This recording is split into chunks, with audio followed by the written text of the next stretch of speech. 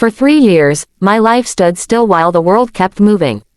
Every morning began with the same thought. Maybe today he will call, maybe today he will finally come home. My husband, Andrew, left our small town in Indiana with hope in his eyes and fear hidden behind a smile. The job offer out of state promised everything we were missing: financial stability, security, a future for our young family. He kissed my forehead, hugged our son tightly, and said, "Just wait for me. This sacrifice will be worth it." I believed him because love doesn't question promises when the heart is involved. The first few months felt manageable. Andrew called every night, sometimes tired, sometimes cheerful. He talked about long hours, new coworkers, and how much he missed home-cooked meals. He asked about our son's school, about my day, about the small things that kept us connected. I counted days on the calendar, crossing them off slowly, telling myself distance was temporary. As time passed, the calls became shorter. Sometimes he sounded distracted, like his mind was somewhere else. When I asked if everything was okay, he blamed work pressure and exhaustion. I didn't push. I didn't want to seem ungrateful. I told myself this was what strong wives did: they waited quietly and trusted completely. By the end of the first year, loneliness had settled deep inside me. I was working full-time, managing the house, raising our child alone. Still, I defended Andrew fiercely. When friends hinted that something didn't feel right, I shut them down immediately. "He's doing this for us," I said with confidence I didn't always feel. The second year changed everything.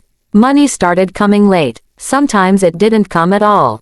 Special days passed without calls or gifts. Video calls stopped completely. Our son began asking questions I wasn't ready to answer. "Why doesn't Daddy come home?" he asked one night. I hugged him tightly and said, "Daddy is working so we can have a better life." Each time I said it, my heart felt heavier. Doubt slowly crept in. I checked my phone constantly. I reread old messages, searching for signs I might have missed. When I finally reached Andrew after days of silence, his voice felt distant, unfamiliar. It was like speaking to someone who sounded like my husband but no longer felt like him. By the third year, waiting had become my entire identity. I stopped planning for the future. I stopped dreaming. Everything in my life felt temporary because he was supposed to come back. I imagined the reunion over and over, him walking through the door, our son running into his arms, apologies, forgiveness, a fresh start. Then came the phone call that shattered everything. It was an unknown number. A woman's voice spoke carefully, nervously. She said my name and asked if I was Andrew's wife. My heart started racing. She apologized before saying anything else. Then she told me the truth I wasn't ready to hear. Andrew wasn't working out of state anymore. He hadn't been for almost 2 years. He was living in another state, with her. They met at work. It started slowly, she said. She didn't know about me at first. When she found out, she demanded he tell me. He never did. They had a child together. A baby boy. The phone slipped from my hand. 3 years of waiting collapsed into a single moment. When I confronted Andrew, he didn't deny it. He sounded tired, almost relieved. He said he didn't plan for it to happen. He said he was scared to face me. He said he didn't know how to come back after choosing another life. What broke me wasn't just the betrayal. It was realizing that while I was waiting faithfully, he had already moved on. Part 2. The days after the truth came out were the darkest of my life. I questioned everything: my marriage, my decisions, my self-worth. I felt embarrassed for defending him for so long, for ignoring every warning sign. Nights were the hardest. When the house was quiet and my son asleep, the reality hit me all over again. I cried for the woman I used to be. The one who believed love always returned. The one who waited patiently, thinking loyalty would be rewarded. Andrew tried to explain. He said he never meant to hurt me. He said he still cared. His words felt empty. Caring would have meant honesty. Caring would have meant coming home. Slowly, something inside me shifted. The pain was still there, but clarity followed. I realized that waiting had cost me years of my life. Years I could never get back. And I made a decision that scared me more than waiting ever had. I chose myself. I filed for divorce. I rebuilt my routine. I focused on my child, on healing, on finding stability without depending on someone else's promises. It wasn't easy. Some days I felt strong. Other days I felt completely broken. But little by little, I started breathing again. I made plans without waiting for anyone's approval. I went back to school. I found joy in small victories. I stopped checking my phone obsessively. I stopped waiting. One evening, my son asked why Daddy doesn't live with us anymore. I knelt down, looked into his eyes, and told him the truth gently. Sometimes people make choices that change everything, I said. But that doesn't mean we stop loving ourselves. 3 years later, I no longer measure time by absence. I measure it by growth. The truth I wasn't ready for destroyed the life I thought I had, but it gave me the chance to build a better one.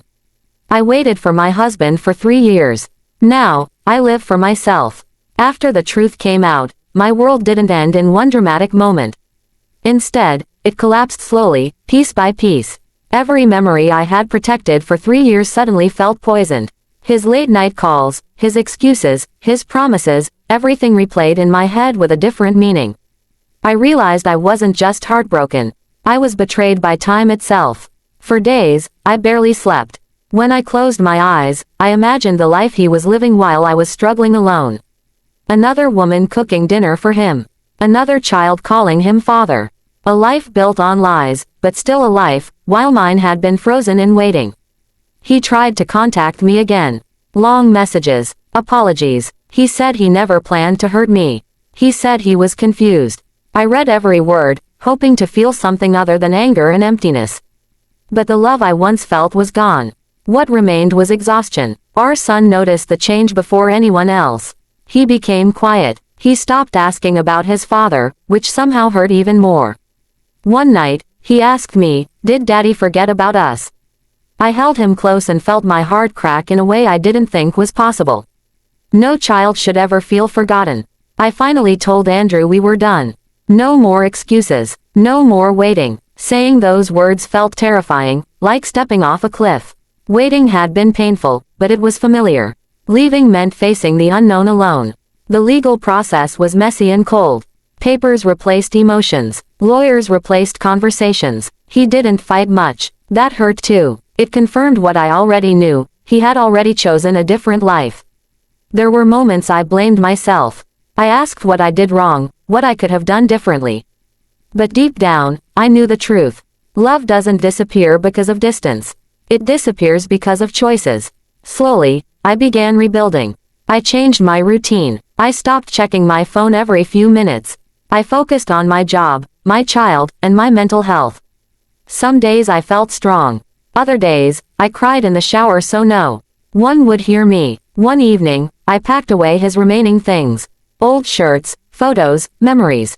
It felt like closing a chapter I never wanted to end, but desperately needed to. That night, for the first time in 3 years, I slept without waiting for a call. Healing wasn't fast. It wasn't pretty, but it was real. I learned that loyalty should never require self-destruction. I learned that waiting for someone who chose to leave only delays your own life. 3 years ago, I thought patience was love. Now I know self-respect is. The truth I wasn't ready for broke my heart, but it also gave me my life back. If you enjoyed this story, please like and share the video. Subscribe to Real Life USA Stories for more real and emotional stories. Thank you for watching and supporting our channel.